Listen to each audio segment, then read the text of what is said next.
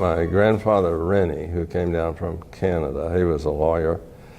He made the run into Oklahoma, and he ended up in Garvin County. So I go way back on my mother's side. When I got to the University of Oklahoma, I enrolled in Army ROTC, and I did that, and I took my commission as an infantry officer at OU.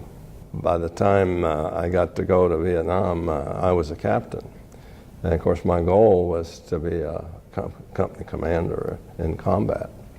And so I was fortunate to be assigned to the 1st Air Cavalry Division. And I took part in the second battle of the Ia Drang, which was in October of 1966. And the first thing I knew, the commanding general said, you still want to be a company commander? Because we just lost 4 of them up on Hill 534. And I said, yes, sir. And he said, hop in the helicopter, and that's where we're going. It wasn't too long, they dropped me off, and I took over from a fallen commander.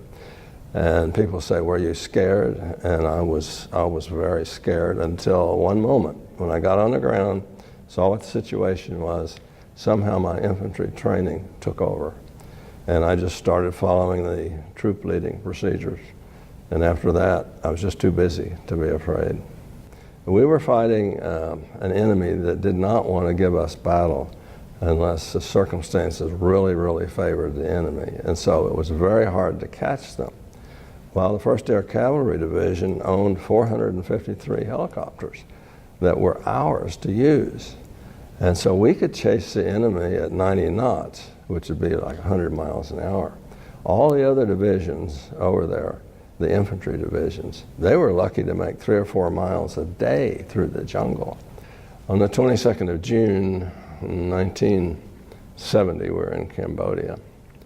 And at the time, I was a battalion operations officer.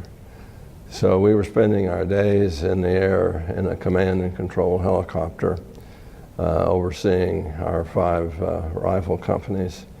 And there were times in Cambodia that every company was in contact all at the same time.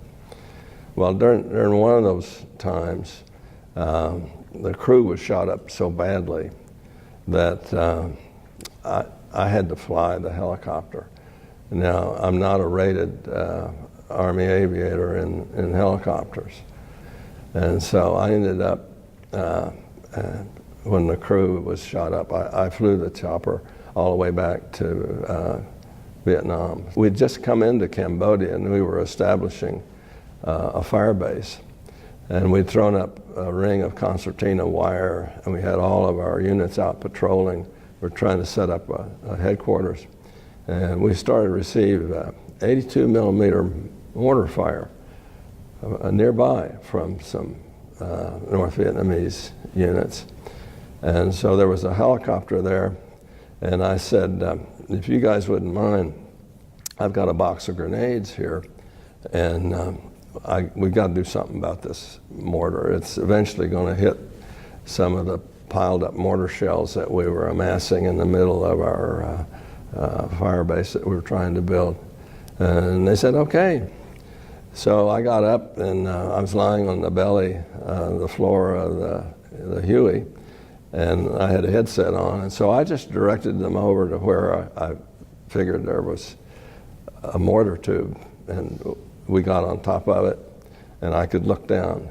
And so I just started throwing grenades out, and we wiped them out. I said, okay, let's go back. And we went back to business and so on. So I don't know if that was Silver Star or Distinguished Flying Cross, but as I say, it's been 50 years ago. I think I was blessed that I spent 2 combat tours with the 1st Air Cav Division. We were perfectly suited to be able to chase an enemy that did not want to give battle unless circumstances were just right. If we're going to fight a war, we need to seal off the battlefield. We can't be granting sanctuaries left and right, north and south, east and west, where our enemies can run off and we can't chase them. Later in my career, I met my wonderful wife, Penny, and she's been my guiding star ever since. I'd like to thank General Dollar and the creation of the Oklahoma Military Hall of Fame Foundation. This is a fantastic organization.